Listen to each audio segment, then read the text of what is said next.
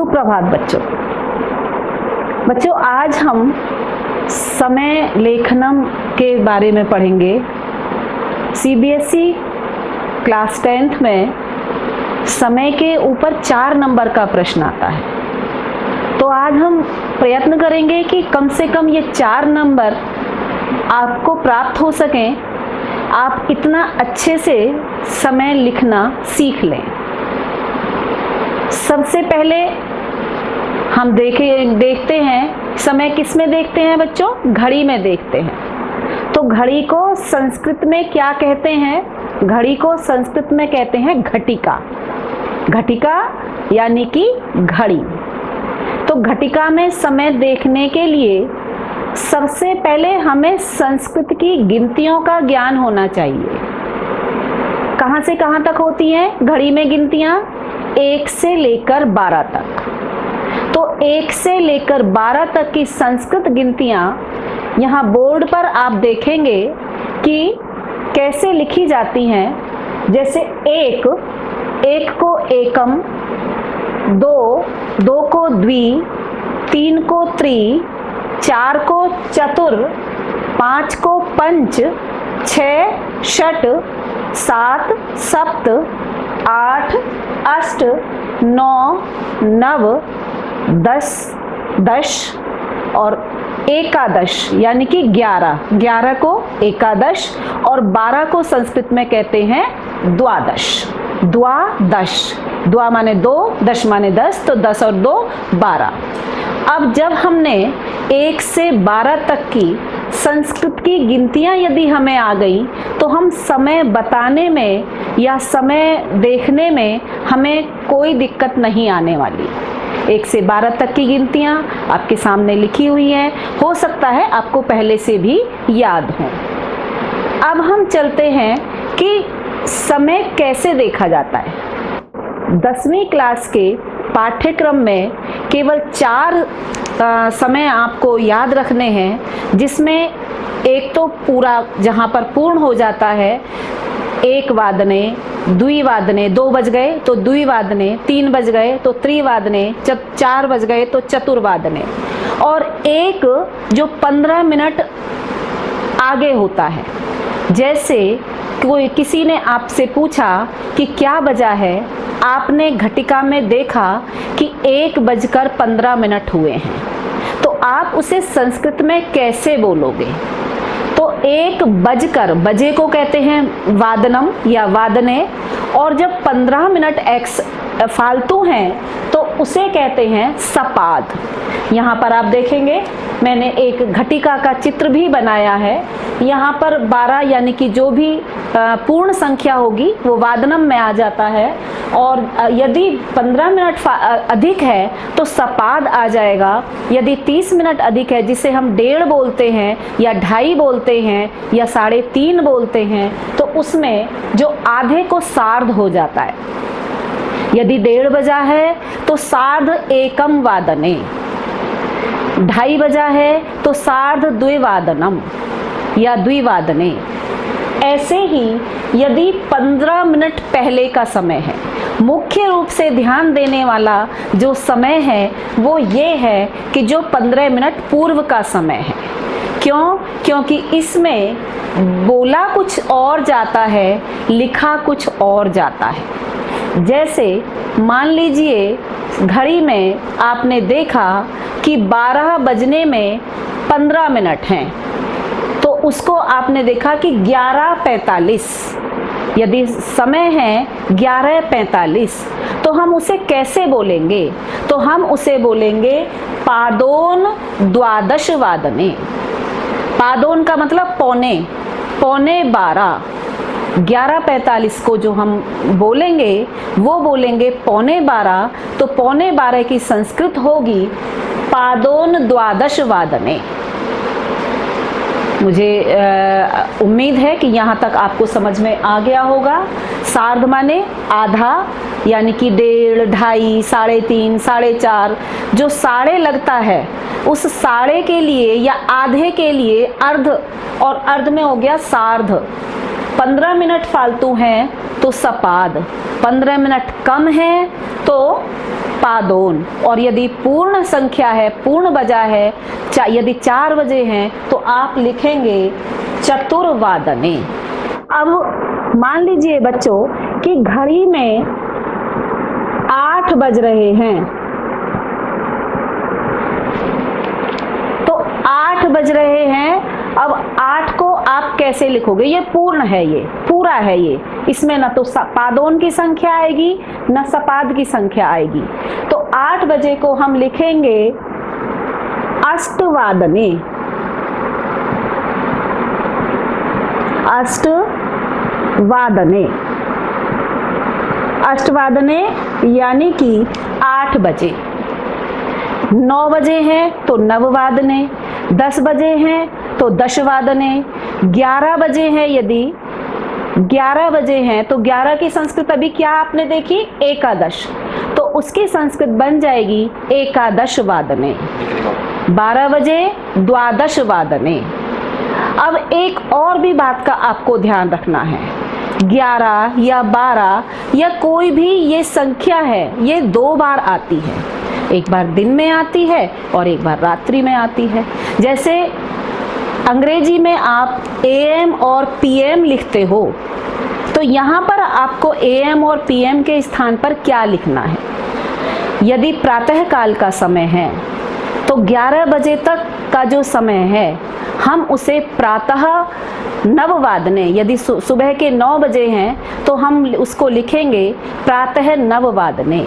और यदि यही रात के 9 बजे हैं तो हम लिखेंगे रात्रि नववादने, रात के 9 बजे। क्योंकि केवल नववादने कहने से हमारी बात पूरी नहीं होती। अंग्रेजी में तो हम लिख देते हैं AM लिख दिया, PM लिख दिया, लेकिन हम संस्कृत में कैसे लिखें? तो यदि प्रातः काल का समय है, दिन का समय है, तो हम लिखेंगे प्रातः नववादने, और यदि रात्रि के 9 बजे हैं तो हम लिखेंगे रात्रि नववादने। तो बच्चों आपको जो पूर्ण समय है वो तो अच्छे से समझ आ ही गया होगा। जैसे एक वादने, द्विवादने, त्रिवादने, चतुर्वादने, पंचवादने, 12 बजे हैं तो द्वादश वादने। अब हम चलते हैं 15 मिनट फालतू वाले समय में। जैसे 11:15, यदि समय घड़ी में 11:15 हो रहा है तो हम उसे संस्कृत में बोलेंगे सपाद एकादश वादने। सपाद माने सवा, एकादश 11, वादने माने बजे। अभी ऊपर आपने देखा सपाद सवा, तो सपाद एकादश वादने। यदि 9:15 बजे हैं, 9:15 हुए हैं तो उसे बोलेंगे सपाद नववादने। यदि 7:15 बजे हैं, 7:15 हुए हैं तो उसे हम संस्कृत में बोलेंगे सपाद सप्तवादने। और यदि 12:15 हुए हैं, 12:15 बजे हैं, तो इसको हम 12:15 भी बोल सकते हैं, 12:15 भी बोल सकते हैं, और इसे संस्कृत में बोलते हैं सपाद द्वादश वादने। तो 15 मिनट अधिक वाला भी, सवा वाला भी आपको समझ में आ गया होगा।